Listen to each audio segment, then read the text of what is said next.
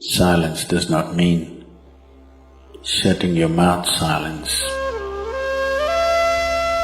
What is being referred to as silence or nishabd?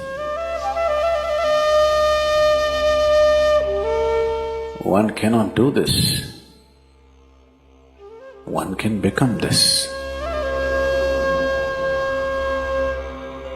See if you can articulate the same things that you're saying with half the number of words. Suddenly you will become extremely conscious of everything.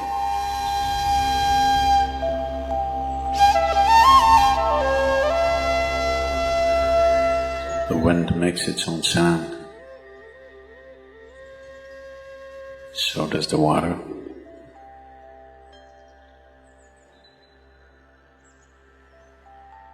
So does the earth. In fact, so does the sky. All the celestial objects are making their own sounds. There are sounds of pain, sounds of pleasure, sounds of misery, sounds of joy. For everything there is a sound. With human life, it's very true. Sounds of life, and there are sounds of death, and there are even sounds of silence.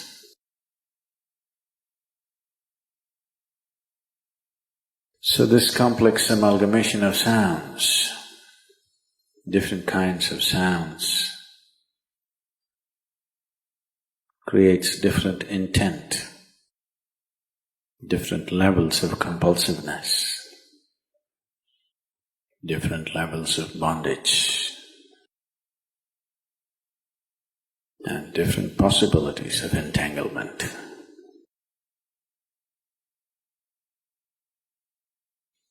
In all this, why one chooses to become silent?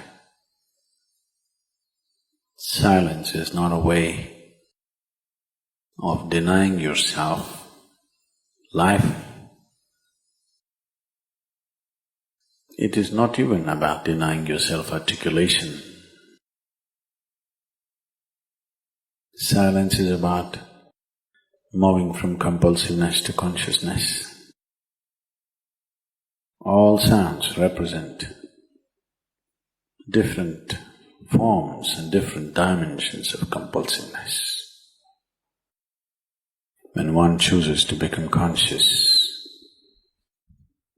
not be entangled in the compulsive nature of the existence, he naturally chooses to become silent. Silence does not mean shutting your mouth silence, plugging your ears silence.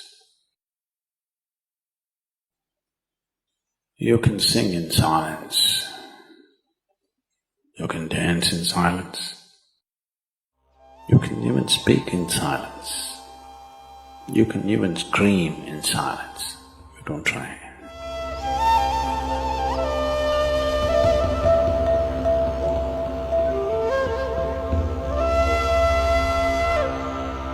That does not mean when everybody is silent you scream. That is not screaming in silence.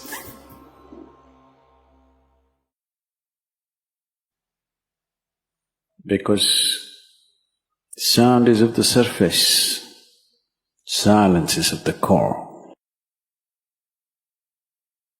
It is only the surface which makes the sound. See, now the water is hitting the surface and making the sound. Deep down, there is no sound. That is so with life. On the surface, it is a very complex mesh of sounds, a maze of sounds happening. But at the core, there is no sound.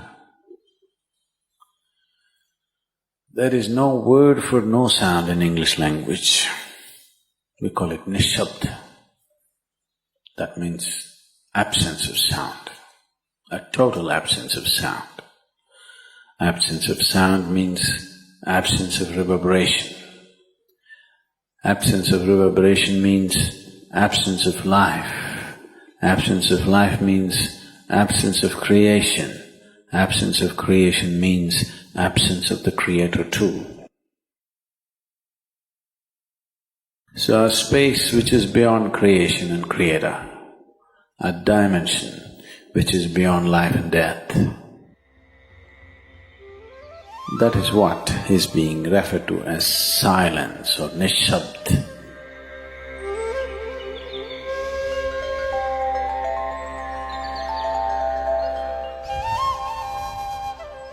One cannot do this. One can become this. Commonly, there are two words employed to describe this. One is maun, that means you're practicing silence, you're not silent. You shut your mouth and you're remaining in maun. This is not nishabd. Maun means you're practicing silence. If you're practicing something, obviously you're not that. Are you life or are you practicing life? I'm asking you. Are you life or are you practicing life? Practicing life? No, your life. Maybe not very well practiced, but your life. Similarly, there is a difference between practicing silence and becoming silence. Practicing silence starts as a certain restriction, but slowly, as one practices silence, one can possibly become silent.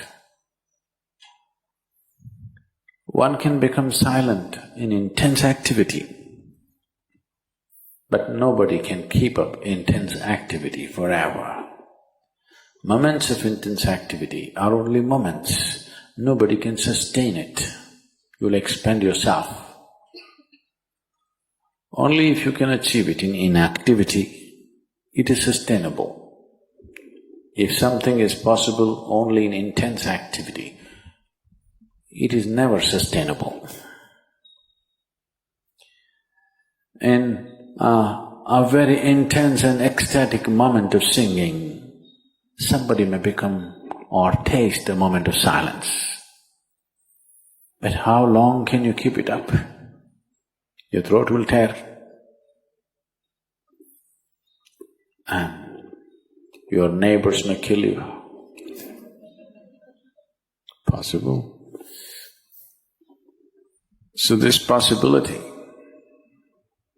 of coming to silence or becoming silent also means to become still, to become utterly still. Stillness can be achieved in so many ways. If you watch a snake, he's still. If you watch a tiger which is on a hunt, absolutely still, charged but still. These are all different dimensions of stillness practiced for survival. If a snake moves too often, he'll get killed. If a tiger does not know how to be still, he'll never get his food. These are all acts of survival. A human being, for survival, he has to be active. Only when his vision falls upon something which is beyond survival, then he will think of stillness.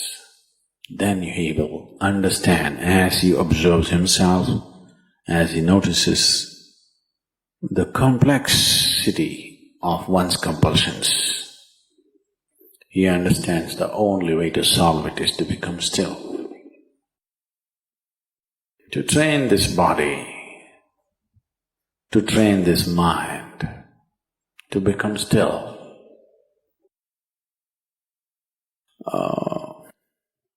Takes some effort. If one is simply blissed out, he will become still. But otherwise one has to work bit by bit, one has to work to bring this body to absolute stillness. Most people cannot hold their body in one place for any length of time. They're all the time in moment.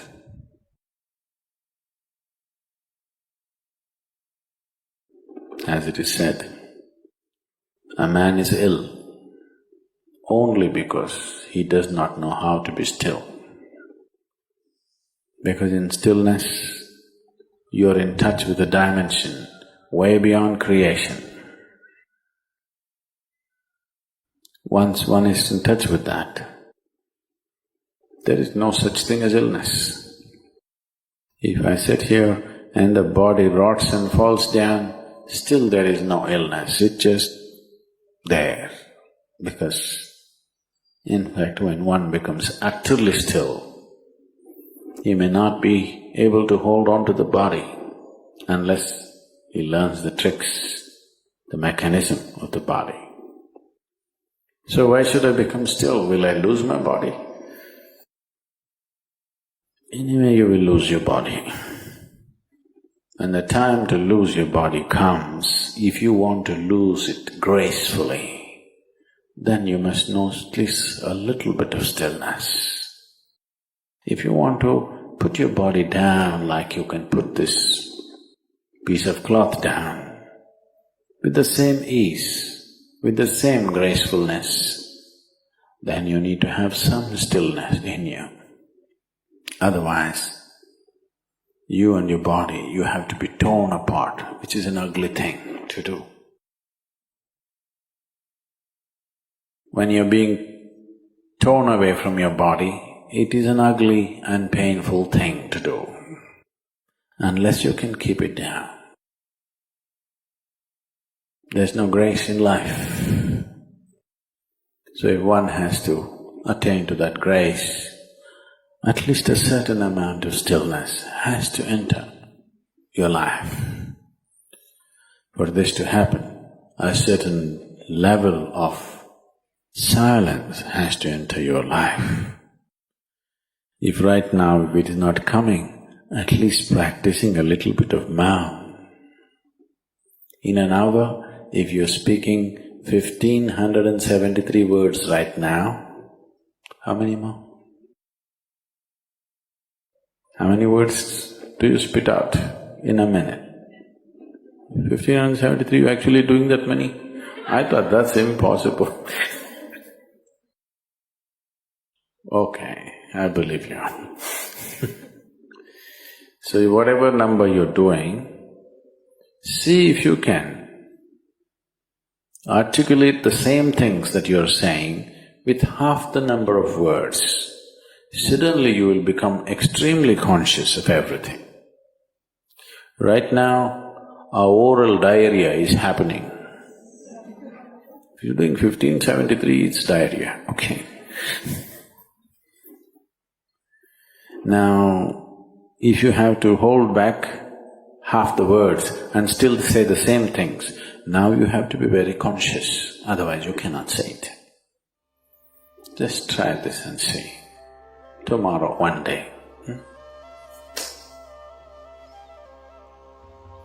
In an hour, normally what number of words you utter, make it half. Don't curtail your activity, still say the same things. But with half the words, how wonderful the whole world will feel, you know.